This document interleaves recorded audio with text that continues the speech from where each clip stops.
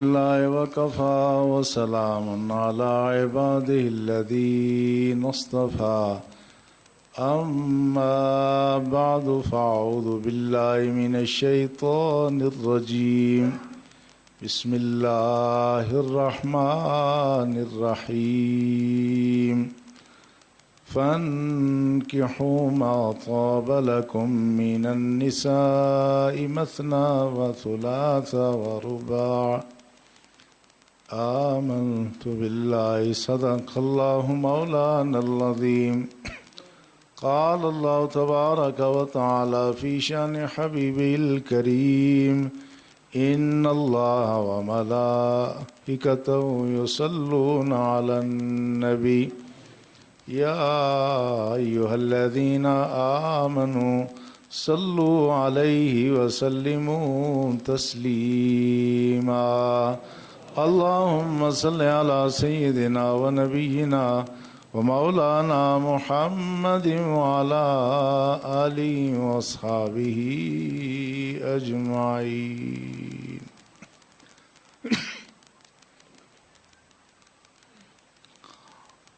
برادران اسلام، ہم گزشتہ دو جمعۃ المبارک کے خطبات میں اسلام اور مغرب کی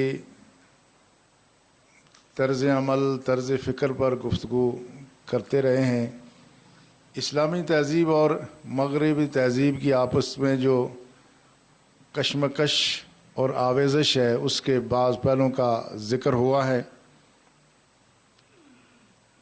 اللہ کے فضل و احسان سے یہ دین اپنے جملہ پہلو میں، اپنے عقائد میں، اپنے معاملات میں، عبادات میں، اخلاقیات میں یہ اتنا عمدہ اور پیارا دین ہے کہ مسلمان نے جس شعبے میں اس کو اپنایا اس کی برکات سے مسلمان نے استفادہ کیا. جتنا ہم نے اس کو جس شعبے میں بھی نظر انداز کیا اس کا عملی نقصان خود اسلامی معاشرے کو ہوا ہے. وہ پہلو جن پر عقائد اور عبادات کے بعد اس وقت تک مسلمان کافی حد تک کاربند ہیں، مگر اب آہستہ آہستہ اس کے آداب، رسول اللہ صلی اللہ علیہ وسلم کی ان تعلیمات کو فراموش کیا جا رہا ہے. وہ نکاح، شادی، بیاہ اور اس سے متعلق خان کی امور سے متعلق چیزیں ہیں کہ مسلمانوں نے جب تک ان چیزوں کو اپنایا، اور الحمدللہ آج بھی دوسرے سارے مذاہب کے مقابلے میں آج بھی ہمارا شادی، بیاہ، نکاح، عفت، عصمت، پاکیزگی، طہارت اور خان کی احترام کی جو فضا مسلمانوں میں ہے وہ کسی معاشرے میں نہیں ہے. اور اس کی بنیادی وجہ یہ ہے کہ یہ دین کے سارے اصول و ضوابط یہ انسانی فطرت کے عین مطابق ہیں. اس میں افراط و تفرید نہیں ہے. اہل مغرب نے ان معاملات کو اپنی خواہشات نفس کے تابع کر دیا، اور دیگر بعض مذاہب نے ان معاملات کو سرے سے نظر انداز کر دیا. مگر دین اسلام میں اتنا اعتدال، اتنا توازن اور اتنی اس میں عمدگی ہے کہ اس میں کبھی بھی کسی معاشرے کا انسان، کسی دور کا انسان دین اسلام کے دامن میں آ کے کوئی تنگی محسوس نہیں کرتا بلکہ راحت ہی محسوس کرتا ہے. رسول اللہ صلی اللہ علیہ وسلم کے زمانے میں حدیث میں روایت ہے، جا ثلاث رات الی بیوت ازواج النبی صلی اللہ علیہ وسلم یسألون عن النبی صلی اللہ علیہ وسلم. ازواج مطہرات کے پاس 3 گروہ آئے. انہوں نے رسول اللہ صلی اللہ علیہ وسلم کے معمولات پوچھے. وہ کیا پوچھ رہے تھے؟ یسألون عبادت النبی صلی اللہ علیہ وسلم.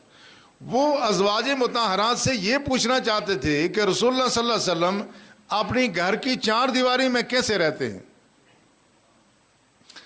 وَلَمَّا أُخْبِرُوا، جب ان کو خبر دی گئی، رسول اللہ کے معمولات بیان کیے گئے، تو حدیث میں آتا ہے تقالوہا، انہوں نے یہ سمجھا کہ یہ تو بہت کم عبادت ہے.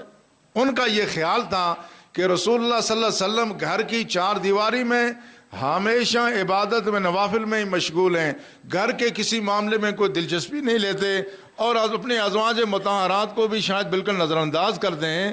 تو ازواج مطہرات نے بتایا کہ رسول اللہ جب گھر تشریف لاتے ہیں تو آپ ہم سے گھر کی باتیں بھی کرتے ہیں، جب ہم دنیا کی باتیں کرتی ہیں رسول اللہ دنیا کی باتیں کرتے ہیں، جب ہم آخرت کی باتیں کرتے ہیں رسول اللہ آخرت کی باتیں کرتے ہیں۔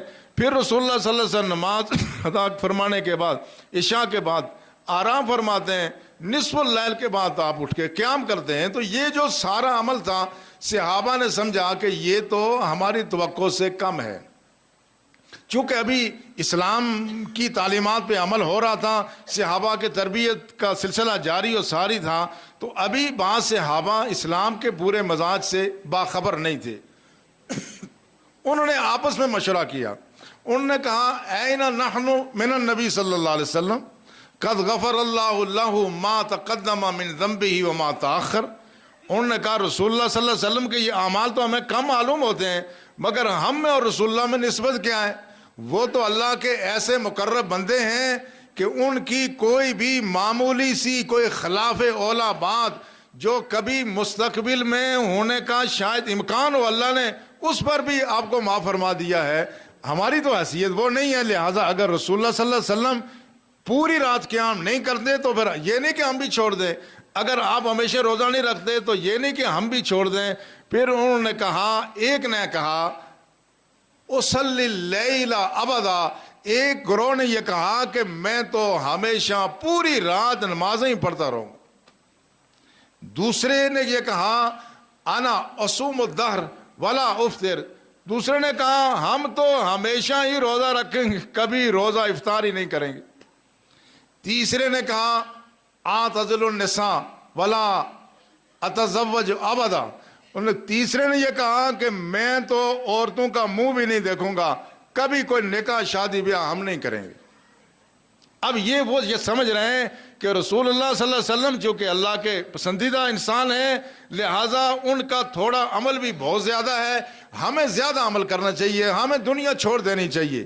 تو جب رسول اللہ تشریف لائے، آپ کو ان کے احوال کا علم ہوا تو پوچھا، فرمایا مجھے معلوم ہو گیا جب تم آپس میں باتیں کرتے ہو، فرمایا اما واللہ انی لاخشاکم الی اللہ واتقاکم الیہ، تمہیں معلوم ہونا چاہیے کہ میں تم میں سب سے زیادہ خدا سے ڈرنے والا ہوں، میں تم سے سب سے زیادہ متقی ہوں۔ یعنی پوری رات قیام کرنا جو تم سمجھتے ہو تقویٰ ہے، یہ بات نہیں ہے۔ فرمایا انا اصوم و افطر، فرمایا میں روزے رکھتا بھی ہوں روزے چھوڑتا بھی ہوں، کبھی روزہ رکھتا ہوں کبھی روزہ نہیں رکھتا۔ پھر آپ نے فرمایا انا اقوم و ارقد، میں رات کو آرام بھی کرتا ہوں، میں رات کو سوتا بھی ہوں، رات کو قیام بھی کرتا ہوں۔ وانا اتزوج النساء، میں عورتوں سے میں نے نکاح بھی کیے ہیں۔ فرمایا ومن رغب عن سنتی ولیس منی، جس نے یہ راستہ چھوڑ دیا وہ ہم میں سے نہیں ہوگا۔ آپ دیکھنا ہے کتنا اعتدال ہے، کتنا توازن ہے۔ صحابہ یہ سمجھ رہے تھے کہ پوری رات جاگنا ہی شاید بہت بڑی عبادت ہے، ان کا خیال تھا کہ ہمیشہ روزہ رکھیں گے تو خدا کی ذات راضی ہو جائے گی، ہم اگر عورتوں سے قطع تعلق ہی کریں گے، نکاح شادی بیاہ کے جمیلوں میں نہیں پڑیں گے تو ہم زیادہ متقی ہو جائیں گے۔ اللہ کے رسول نے فرمایا نہیں، میں تم سب سے زیادہ متقی ہوں، میں یہ سارے کام کرتا ہوں، جس نے یہ طریقہ چھوڑا وہ ہم میں سے نہیں، اس کا طریقہ ہم میں سے نہیں ہے۔ کتنا خوبصورت اعتدال اور توازن ہے۔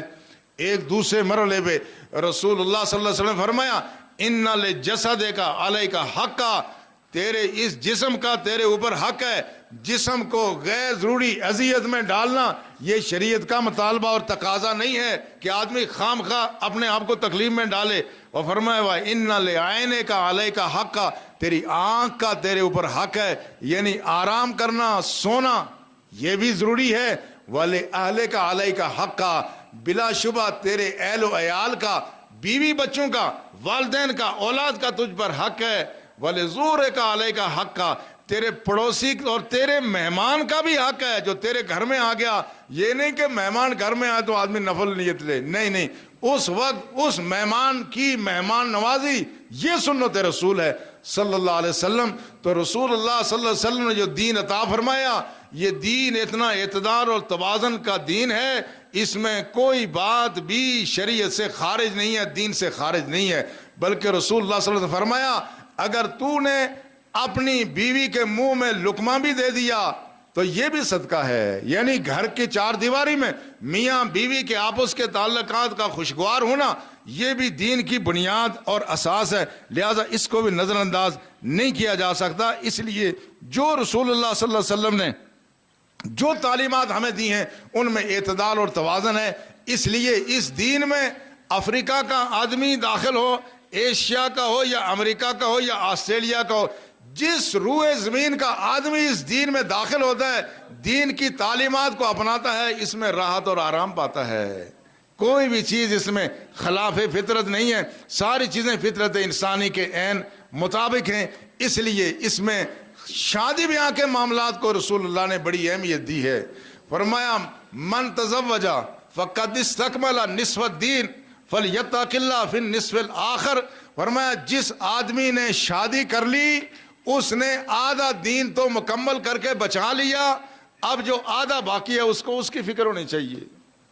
من ارادہ ان یلق اللہ طاہرا متطہرا فلیتزوج الحرائر.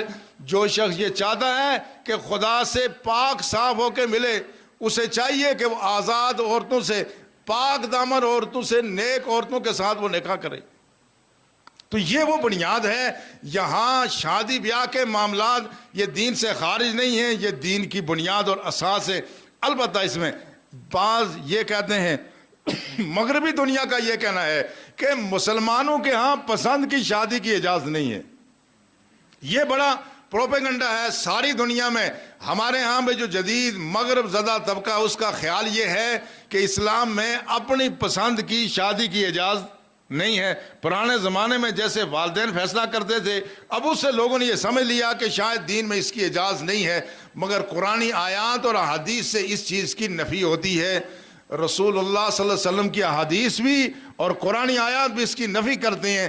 اللہ نے قرآن میں فرمایا فَانْكِحُوا مَا طَابَ لَكُمْ، وہ اس سے نکاح کرو جو تمہیں پسند ہو. فَانْكِحُوا مَا طَابَ لَكُمْ مِنَ النِّسَاءِ، عورتوں میں سے جو عورتیں تمہیں پسند ہیں ان سے نکاح کرو. مثنا ثلاثا و رباع، 1 2 3 4 جو بھی تمہاری استطاعت ہو. اگر تم اس میں عدل کر سکتے ہو تو تمہیں انتخاب تم نے کرنا ہے، مگر انتخاب کے لیے رہنمائی اللہ کے رسول نے کرنی ہے. پسند تمہاری بھی ہے، پسند تمہارے والدین کی بھی ہے، مگر پسند اللہ اور اللہ کے رسول کی بھی ہے. تمہارے اس تعلق کے قائم کرنے میں جو اصول اور ضابطہ ہے وہ اللہ اور اللہ کے رسول بیان فرما رہے ہیں. پسند تم نے کرنی ہے، بتانا ہم نے ہے. جس طرح آپ کسی بچے کو جس کا شعور، جس کی عقل، جس کی فہم اور فراست آپ سے کم ہو، آپ کہتے ہیں بچے یہ چیزیں یہ یہاں سے دیکھو، کھلونا پسند کر لو، وہ پسند کرتا ہے تو پھر آپ بتاتے ہو نہیں اس کے بجائے یہ کر لو چونکہ یہ کھلونا نقصان دے سکتا ہے، یہ کھلونا تمہارے لیے اچھا نہیں. بالکل وہی بات ہے. اللہ اور اللہ کے رسول ہماری رہنمائی فرماتے ہیں. اس لیے رسول نے فرمایا تنکح المرأة لأربع، عام طور پر لوگ عورتوں کے ساتھ جو نکاح کرتے ہیں 4 بنیادوں پہ کرتے ہیں. لمالہا، یا تو مال کی خاطر کرتے ہیں، مال کو دیکھتے ہیں فلاں عورت مالدار گھرانے سے ہے تو اس کا انتخاب کرتے ہیں. اور لے حسبیا، یا کنبہ قبیلہ خاندان دیکھتے ہیں فلاں خاندان کی عورت ہے. یا فرمایا ولے جمالہا، یا حسن و جمال کو دیکھتے ہیں. اول دینہا، یا وہ دین کو دیکھتے ہیں. مگر آپ نے صحابی جس کو آپ فرما رہے تھے فر ذات الدین تربت یدا کا، تیرا بھلا ہو تو دین والی عورت کو پسند کرنا ہے. اب دیکھیں معیار 4 ہیں. ان 4 معیاروں میں فرمایا فر ذات الدین، تو نے سب سے پہلی ترجیح دینی ہے دین کو. کسی خاتون میں دین بھی ہے، حسن و جمال بھی ہے، مال بھی ہے، حسب و نسب بھی ہے تو سبحان اللہ، نہیں ہے تو پھر پہلی ترجیح دین ہے. رسول نے فرمایا جو شخص کسی عورت کے ساتھ محض حسن و جمال کی وجہ سے ہی نکاح کرنا چاہتا ہے، فرمایا یہ اس کا حسن و جمال اس کو کسی آزمائش میں ڈال سکتا ہے. اور اگر محض مال کی خاطر آدمی ایسا کرتا ہے تو اس کا نتیجہ کیا ہوگا؟ یہ اس کے مال کی وجہ سے کی جانے والی شادی، اس میں وہ عورت کسی وقت بغاوت پہ آمادہ ہو سکتی ہے۔ آپ نے دیکھا نا، جہاں کہیں بڑے گھرانوں میں، بڑے امیر لوگوں میں جو شادیاں کرتے ہیں تو نبھانا مشکل ہو جاتا ہے۔ اس لیے رسول اللہ صلی اللہ علیہ وسلم نے اس بات کو ترجیح دی کہ غریب خاندانوں میں جن میں دین موجود ہو ان کو ترجیح دی جائے، تاکہ تمہاری زندگی کی یہ رفاقت قائم و دائم رہے اور یہ سلسلہ آگے بڑھتا رہے۔ اس لیے دین کی اساس یہ ہے کہ اللہ کے رسول نے اس کے لیے پیمانے دیے کہ ان پیمانوں پر آپ انتخاب کریں، اور فرمایا اذا خطب الیکم من ترضون دینہ وخلقہ فزوجوہ۔ لوگوں یاد رکھنا، اگر تمہارے ہاں شادی کی پیشکش ہو، وہ مرد کی طرف سے ہو یا عورت کی طرف سے ہو، اگر تمہیں اس کا دین بھی پسند ہے اور اس کے علاوہ اس کا اخلاق بھی اچھا ہے، فزوجوہ، تو پھر یہ شادی کر لینا۔ وَإِلَّا تَفْعَلُوا تَكُنْ فِتْنَةٌ فِي الْأَرْضِ وَفَسَادٌ عَرِيضٌ۔ یاد رکھو، اگر ایسا تم نہیں کرو گے تو اس زمین میں فتنہ ہوگا، ایسا فساد پھیلے گا کہ سب کو تباہ برباد کر جائے گا۔ تو یہ معیار دیا ہے شریعت نے دین کے معاملات میں، اور شریعت کا مدعا بڑا مختلف ہے۔ آج مغربی دنیا میں شادیاں، پہلی بات ہے لوگ شادیوں کے بغیر ہی رہتے ہیں، معاذ اللہ معاذ اللہ ثم معاذ اللہ، خدا اس طرح کے برے ماحول سے مسلمانوں کو محفوظ رکھے۔ پھر شادیاں ہوئی تو نہ شادی ہوتے ہوئے پتہ نہیں چلتا، ٹوٹتے ہوئے نہیں پتہ چلتا۔ کئی لوگ ہیں درجنوں شادیاں، درجنوں طلاقیں، اس طرح کی صورتحال ہے۔ اسلام اس چیز کو کبھی پسند نہیں کرتا۔ وہ ساری احتیاطی تدابیر جن کی وجہ سے یہ رشتہ ہمیشہ کے لیے مضبوط اور مستحکم ہے، یہ گھر کی چار دیواری، یہ کسی معاشرے کا بیسک یونٹ ہے۔ چار دیواری میں افراد خوش ہیں تو معاشرہ خوش ہے، معاشرہ ماحول خوش ہے تو ملک خوشگوار ہے۔ ملک میں خوشیاں ہیں جہاں ہر گھر میں لڑائی، ہر گھر میں عداوتیں، ہر گھر میں جدائیاں ہوں، وہاں نہ صرف دو افراد متاثر ہوتے ہیں، بچے متاثر ہوئے، والدین متاثر ہوئے، رشتے متاثر ہوئے، سارا ماحول اور معاشرہ بکھر کے رہ جاتا ہے۔ اس لیے اللہ اور اللہ کے رسول نے ان رشتوں کو مضبوط رکھنے کے لیے ایسی رعایت دی ہے جو کسی اور مرحلے پر نہیں ہے، مگر ہم اس رعایت سے استفادہ نہیں کرتے۔ وہ رعایت کیا ہے؟ وہ رعایت خطبے کی ہے، منگنی کی ہے، کہ اس میں جب کوئی بات آگے بڑھے، اس میں رشتہ ہونے سے پہلے یہ صرف منگنی کے لیے ہی ہے، باقی کہیں نہیں ہے، باقی کہیں ضرورت میں۔ اس طرح علاج معالجے کی بات اور ہے۔ رسول اللہ صلی اللہ علیہ وسلم کے سامنے حضرت مغیرہ بن شعبہ آئے تو آپ سے کہا یا رسول اللہ میں نے منگنی کی ہے۔ آپ نے فرمایا ہر نظرتا الیہا، جس خاتون سے تیری منگنی ہوئی ہے کیا تو نے اس کو دیکھا ہے؟ عرض کیا یا رسول اللہ دیکھا تو نہیں ہے۔ فرمایا اگر دیکھ سکے تو دیکھ لینا، فَإِنَّهُ أَحْرَىٰ أَن يَدُومَ بَيْنَكُمَا، یہ اس بات کے زیادہ لائق ہے کہ تم نے ایک دوسرے کو دیکھ لیا تو شاید تمہارا رشتہ ہمیشہ قائم و دائم رہے۔ یہ اس لیے تمام خاص طور پر ہے تاکہ جو رشتہ قائم ہو وہ بڑا مضبوط ہو، مستحکم ہو، دائمی ہو۔ بلکہ رسول اللہ صلی اللہ علیہ وسلم نے، ایک صحابی نے کہا یا رسول اللہ میں نے منگنی کی ہے، تو آپ نے فرمایا یہ جو انصار کی خواتین ہیں، انصار میں بعض دفعہ ان کی آنکھوں میں کچھ تکلیف ہوتی ہے تو تم پہلے دیکھ لینا، یہ نہ ہو کہ بعد میں رشتہ نہ بگڑ جائے۔ یہ کوئی مذاق نہیں ہے، یہ کوئی اس طرح کی یہ لیو لائب نہیں ہے۔ آج بعض دفعہ لوگ ہم سے مسئلہ پوچھتے ہیں، آج بھی مجھ سے میں مسئلہ پوچھا گیا کہ کیا ٹیلی فون پر نکاح ہو سکتا ہے؟ کیا ٹیلی فون پر نکاح ہو سکتا ہے؟ تو شرعی مسئلہ یہ ہے ٹیلی فون پر نکاح نہیں ہو سکتا، کیونکہ یہ مذاق کی بات نہیں ہے۔ ممکن ہے ٹیلی فون پر کیا گیا نکاح کل اس کے لیے جو مطلوبہ شادیں ہیں وہ پوری نہ ہوں، کل کہا جائے جی یہ کسی دوسرے نے یہ آواز ایسی پیدا کی تھی، میں تو تھا ہی نہیں۔ یہ معاملات بہت ہی سنجیدگی کے حامل ہیں، لہٰذا اس پہ دین اسلام نے بہت اہتمام کیا ہے کہ لوگ اس میں احتیاط کریں اور ایک دوسرے کو دیکھنے کی شرعاً اجازت ہے۔ مگر ہمارے ہاں ماحول کیسا ہے؟ ہمارے ہاں یہ ہوتا ہے نالا بازار میں اجنبی دکانداروں کے ساتھ بڑی بے تکلفی ہوتی ہے، مگر کہیں کسی گھر میں رشتہ مانگنے کوئی آ جائے، ہونے والی ساس یا سسر یا کوئی دوسرا، تو لڑکیاں اس سے پردہ کرتی ہیں، عورتوں سے پردہ، غیروں سے پردہ نہیں ہے۔ یہ عجیب و غریب ماحول ہم نے بنایا ہے۔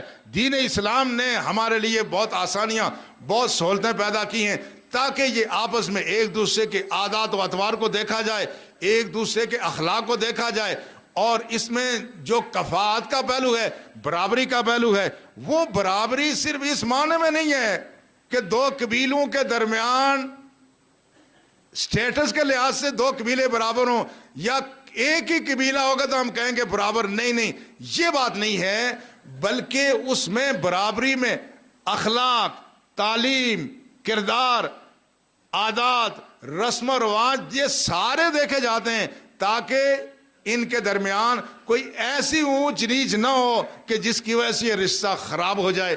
لوگ اکثر مجھ سے پوچھتے تھے، میں آگے چلنے سے پہلے آج چونکہ یہ اس رمضان شریف کا پہلا جمعہ بھی ہے، اس لیے اس میں آج جن حضرات نے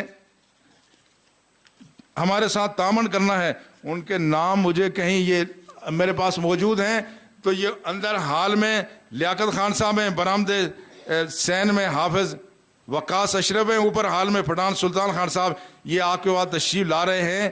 اس مرحلے پر میں اگر اس بات کا ذکر نہ کروں، میں نے رمضان شریف میں جو آپ سے گزارش کی تھی کہ آپ تعاون کریں تو ہم مسجد کا کام شروع کریں، اللہ کے فضل و احسان سے آپ نے اتنا تعاون کیا، ہم کسی سے بتاتے ہیں لوگ حیران ہو جاتے ہیں۔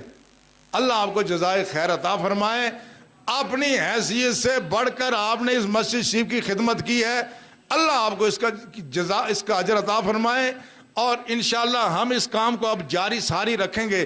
اب انشاءاللہ ہمارے مدرسے کی دوسری منزل وہ ہو گئی تھی، اب اس میں چونکہ ہمارے جو مستری ہیں آپ کو پتہ ہے عید میں ایک ہفتہ پہلے جاتے ہیں، عید کے بعد 2 ہفتے تک گھروں میں چھٹیاں مناتے ہیں، اس لیے ہمارے کام میں تاخیر ہو گئی، لیکن دوبارہ ہمارا کام شروع ہو گیا ہے۔ اللہ آپ کو جزائے خیر عطا فرمائے۔ آج ہمارے مخلص ساتھی ہیں، انہوں نے اپنے والد اور والدہ کے ایصال ثواب کے لیے 10,000 روپے پیش کیے، اللہ ان کے والد اور والدہ کو بھی ان کی تربت میں اپنے وعدے کے مطابق اعلیٰ سے اعلیٰ تر مقام عطا فرمائے۔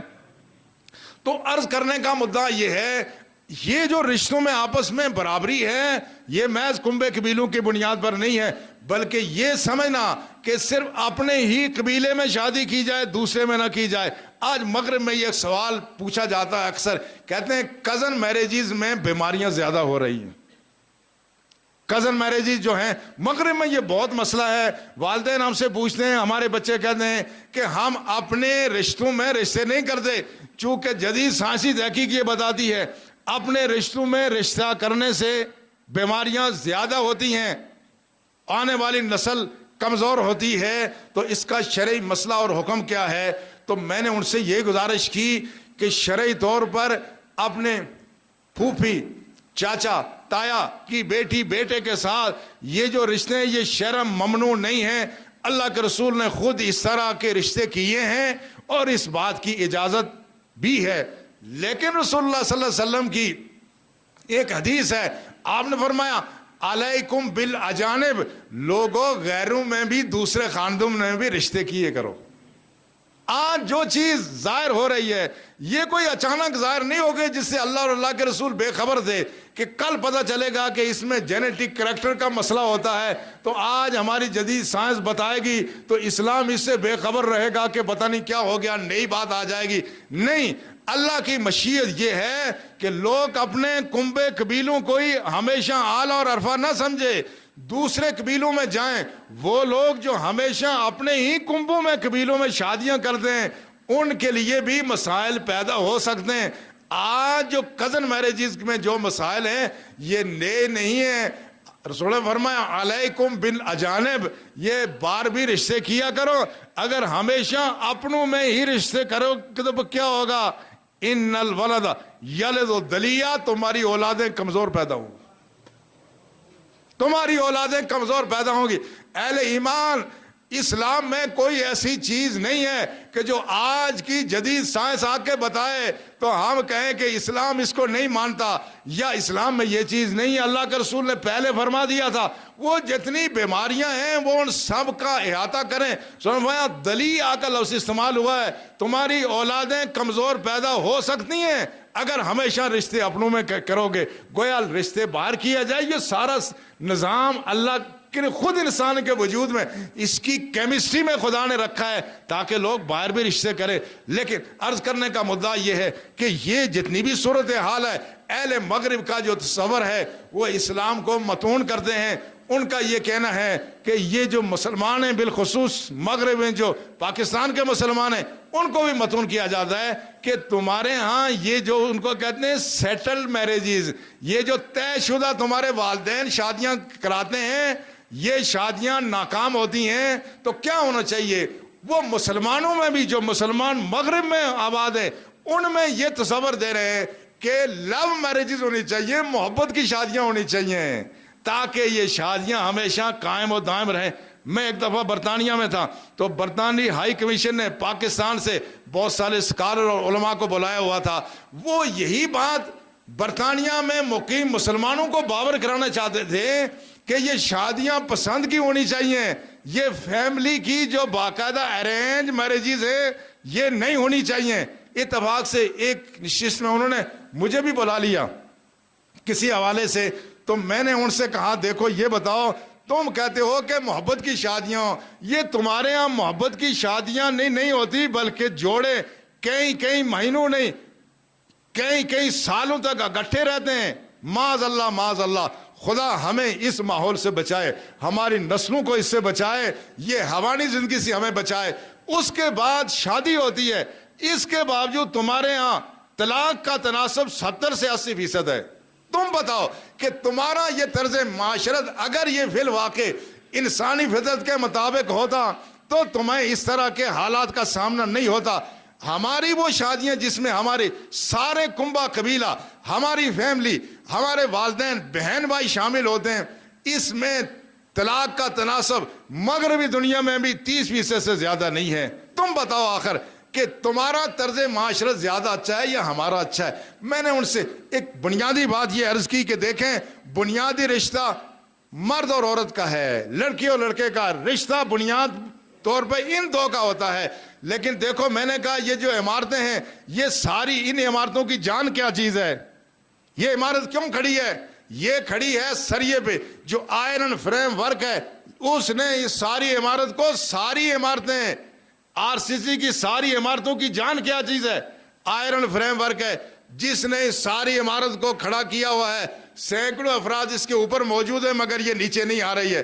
مگر تعلق تو اصل میں پہلے سریے کا جڑا تھا، لیکن سریے کے تعلق کو مضبوط سیمٹ نے، ریت نے، کرش نے، پانی نے مل کر کے اس کو تھاما ہوا ہے.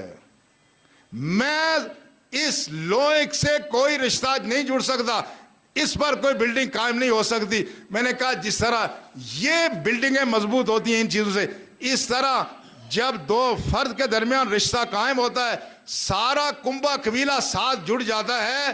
اس کنبے قبیلے کی حیثیت یہی اسی بجری، اسی سیمنٹ اور اسی پانی اور ریت کی سی ہے. کہیں بھی اختلاف پیدا ہو گیا دو افراد میں، سارا کنبہ قبیلہ ہلنا شروع ہو جاتا ہے. دو افراد نہیں ہلتے، سارا کنبہ قبیلہ ہل جاتا ہے، سارے شامل ہو جاتے ہیں، طلاقیں کم ہوتی ہیں. تمہیں یہ سمجھ نہیں آئی، تم نے جو طرز معاشرت قائم کیا اس کے نتیجے میں حرامی اولاد کے علاوہ حاصل کچھ نہیں ہو رہا ہے. اس لیے اسلام کا جو نظام ہے یہ نہایتی پاکیزہ ہے. آج اہل مغرب ہم پر رش کر دیں، کاش کہ مسلمانوں کا سا ایسا خاندانی نظام اللہ ہمیں بھی عطا فرمائے. اللہ ہمیں توفیق عطا فرمائے. ہمارا یہ موضوع انشاءاللہ جاری رہے گا.